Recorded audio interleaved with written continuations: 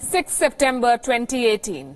The world's largest democracy will remember this date forever. It's a historic, unprecedented and overwhelming day for India's LGBTQ community. In a landmark judgment today, the Supreme Court of India has struck down the controversial Section 377 of the Indian Penal Code that criminalized homosexuality. Simply put, India has legalized consensual gay sex among adults. LGBTQ stands for lesbian, gay, bisexual, transgender and queer. The country's top court overturned the 158-year-old anti-LGBTQ legislation, giving a new lease of life to millions of Indians. Although there are no latest figures on how big this community is, in 2012, the government of India had said that this country has 2.5 million gays. Section 377 is an archaic law that was imposed by the British. It penalized unnatural sex and carried a maximum sentence of life imprisonment. So clauses of Section 377 that criminalize consensual sex between adults have been struck down by the Supreme Court today. But sexual activity with animals and other related clauses in Section 377 will remain criminal. Any act without consent of any one of the partners would still invoke criminality under 377. Let's tell you what the judgment said today. It was pronounced by a 5-judge constitutional bench that included the Chief Justice of India, Justice Deepak Mishra, Judges Indu Malhotra, D.Y. Chandrachud, R.F. Nariman and A.M. Khanwalkar. The 493-page judgment, that's how big it was, set the record straight. It started with a quote, "I am what I am, so take me as I am." Indu Malhotra, the only female judge on the bench, said that history owes an apology to the LGBTQ community and their family members for the ostracization and persecution they face because of society's ignorance. The top court also said that homosexuality is not a mental disorder. It is a completely natural condition. The apex court said that the society cannot dictate sexual relationship between consenting adults as it is a private affair. The denial of right to sexual orientation is like the denial of right to privacy.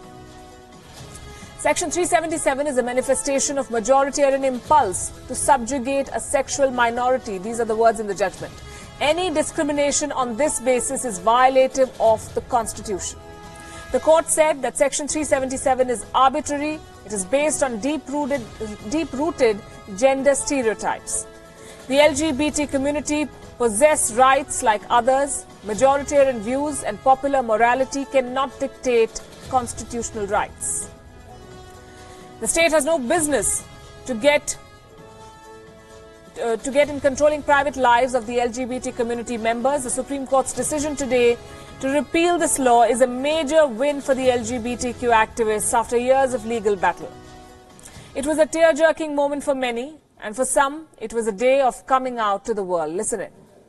Feeling we haven't stopped smiling. Yeah, like, look at us, he has party written on him. Yes. I mean, we're so that a lot of us are very emotional. All of us cried almost. We're going to party. I don't know. Tonight is going to be very restless because we have a lot of emotions to vent out. So like, we're just going to be loud and happy about it. And then one day you wake up and all the rights are given to you. It is a landmark day.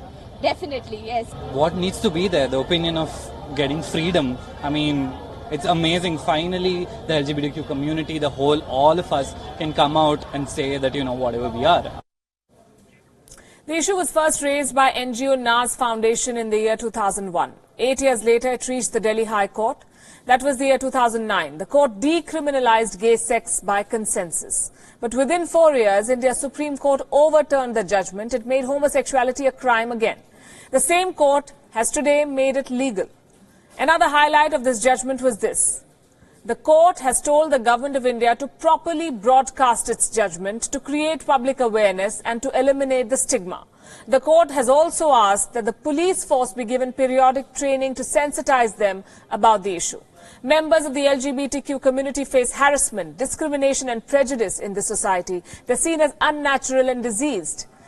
In 2016, a survey pointed out that 40% LGBT employees face harassment at work. According to a report in Reuters, the World Bank estimates that homophobia, that's fear of homosexuals, costs India $31 billion annually due to lower educational achievements, loss of labor productivity, and the added cost of providing health care to the LGBTQ people who are poor, stressed, suicidal, or HIV positive. The challenges ahead are multiple, but today they celebrated. It rained in Delhi today and the rainbow shined.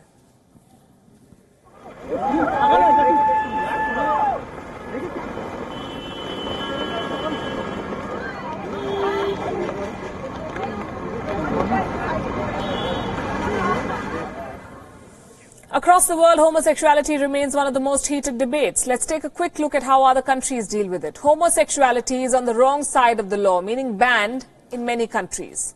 Out of the 193 countries in the world, 71 have criminalized gay sex.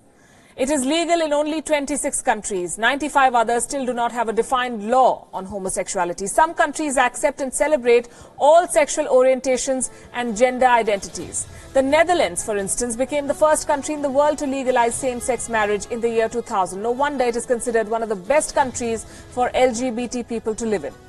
Homosexuality is legal in Spain as well. It finds an important place in Spanish art. Belgium legalized same-sex marriage in the year 2003.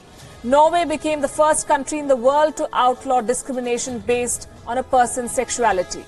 Outside Europe, Canada legalized same-sex marriage in the year 2005, and then there are other countries where zero tolerance towards homosexuality is seen. It invites the death penalty in 8 countries.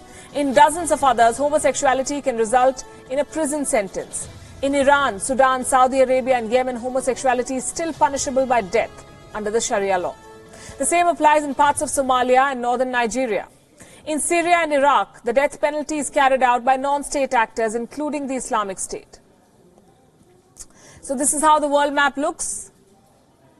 There are countries which have legalized homosexuality, and then there are others where it's illegal, more than 75 of them.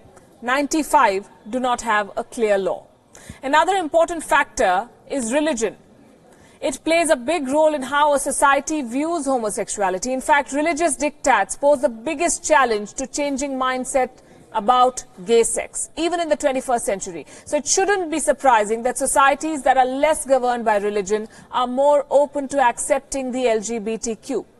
The Catholic Church condemns sexual acts between people of the same gender as gravely immoral. But in the recent times, the Church is seen to be softening its position. Pope Francis recently said that parents must not abandon their homosexual children.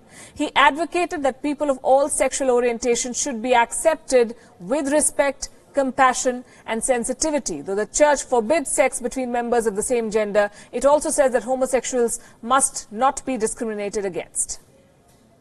La domanda è chiara. Cosa io direi a un papà che vede che il suo figlio o sua figlia ha quella tendenza? Io dirò prima di pregare, preghi, non condannare, dialogare, capire, fare spazio al figlio e alla figlia.